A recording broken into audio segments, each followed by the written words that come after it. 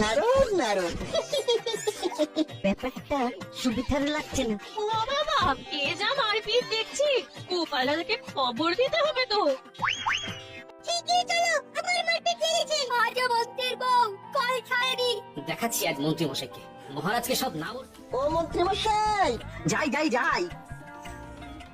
কি ব্যাপার, ওরা জল কই? আর জল শীঘ্রই চলুন। কলপাড়ে গোপাল গিন্নির হাতে মা ঠাকুরুন খুব মার খাচ্ছেন। হায় গোপাল, আজও মার খাচ্ছে। চল যাই চল যাই চল, তবে আজ আমি মহারাজকে বলেই ছাড়বো। হ্যাঁ, মানে ব্যাপারটা কি?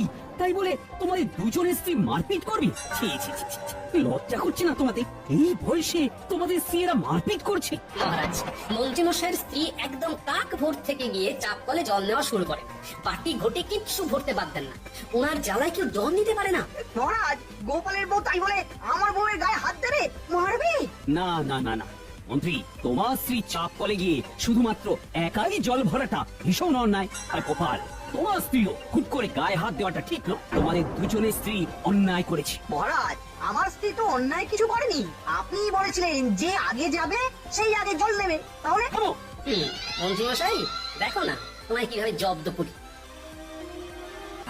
তুমি এই বাচ্চাদের দিয়ে খালি খোঁজ নাও মন্ত্রীর জলগুলো ভরে কোথায় জমাচ্ছে, তারপর আমি দেখছি। ন্যাপলা, ঘুটে, তাহলে বুঝলি তো কি করতে হবে? মন্ত্রী মশাই, জলের পাত্র কোথায় লুকিয়ে রাখছেন তা দেখে আসতে হবে। আমরা এই যাবো আর এই আসবো।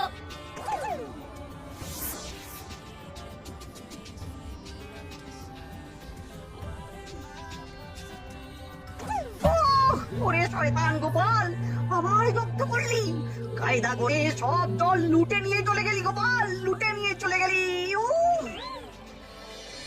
দাদু, কটা কটা মন্ত্রীর বাড়ি ভাড়ার ঘরের ভেতরে জল জমিয়ে রাখছে, আর যখন জল আনতে যাচ্ছে তখন ভাড়ার ঘরে তালা দিয়ে যাচ্ছে। তাহলে তো শিগগিরই কিছু একটা করতে হচ্ছে। গোপাল, নজর রেখো যাতে কেউ চলে না আসে। গালা ঢালছি। হ্যাঁ হ্যাঁ, হ্যাঁ, ঢেলে দিলাম গালা, আর খুলবে না কো তালা। জমাতে পারবে না কো জল, বের হবে ওদের সব শয়তানের ছল। হ্যাঁ হ্যাঁ হ্যাঁ।